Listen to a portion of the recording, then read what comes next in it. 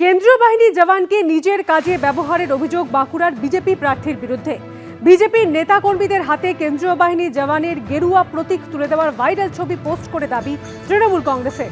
নীলাদ্রি শেখর দানার নির্দেশেই প্রতীক তুলে দিয়েছেন জওয়ান, এমনটাই অভিযোগ তৃণমূলের। সৈনিকরা পদ্মফুল তুলবে না তো কি তুলবে, পাল্টা নীলাদ্রি শেখর দানা।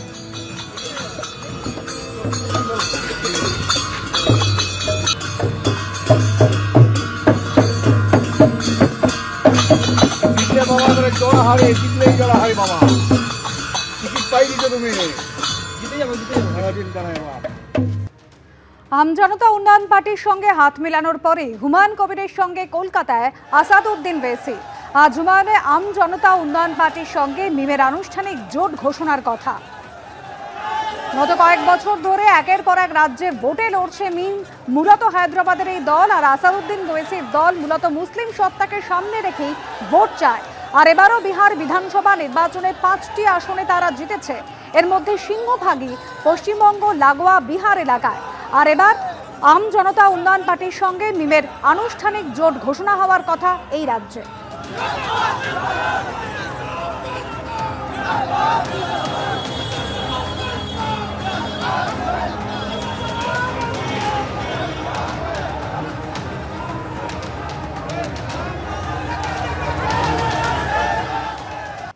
দেশের প্রথম নিষ্কৃতি মৃত্যু হলো গাজিয়াবাদের হরিশ রানার।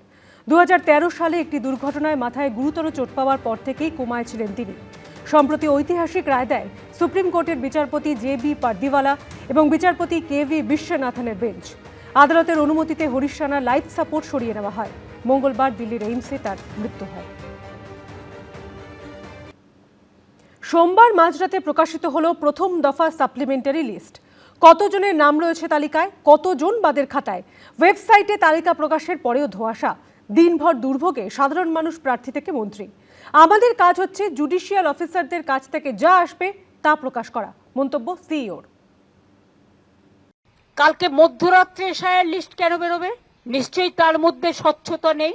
এই সাপ্লিমেন্টারি লিস্ট সুপ্রিম কোর্টের তত্ত্বাবধানে কলকাতা হাইকোর্টে তারা নিযুক্ত। দিনভর টানাপোড়েনের পর সোমবার গভীর রাতে প্রকাশ করা হয় প্রথম সাপ্লিমেন্টারি তালিকা। কিন্তু কতজনের নাম বাদ পড়লো, কতজনের থাকলো, এ নিয়ে স্পষ্ট কোনো উত্তর না থাকায় বিভ্রান্তিতে পড়েন বহু মানুষ, যাদের নাম বিবেচনাধীনের তালিকায় ছিল।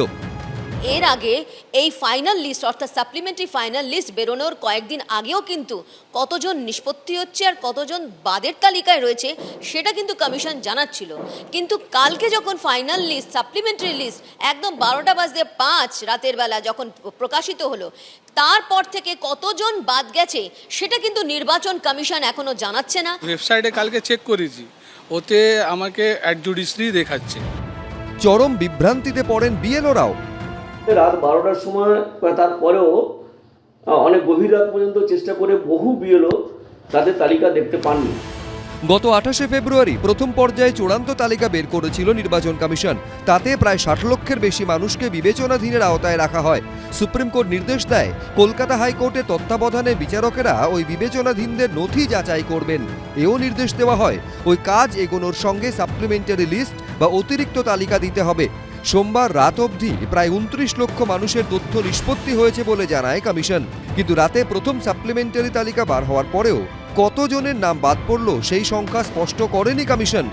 আমাদের কাজ আছে শুধু পাবলিশ করা, প্রকাশ করা, যেখান থেকে আসবে জুডিশিয়াল অফিসার থেকে আমরা ওটা নিয়ে পাবলিশ করব। এই পরিস্থিতিতে শুরু হয়ে যায় রাজনৈতিক তরজাও।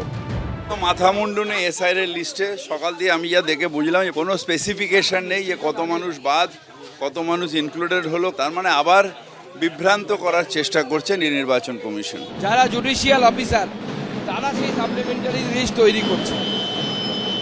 যদি সুপ্রিম কোর্টের উপর বিশ্বাস না থাকে, কলকাতা হাইকোর্টের উপর বিশ্বাস না থাকে, তাহলে আপনারা ইলেকশন কিভাবে লড়বেন?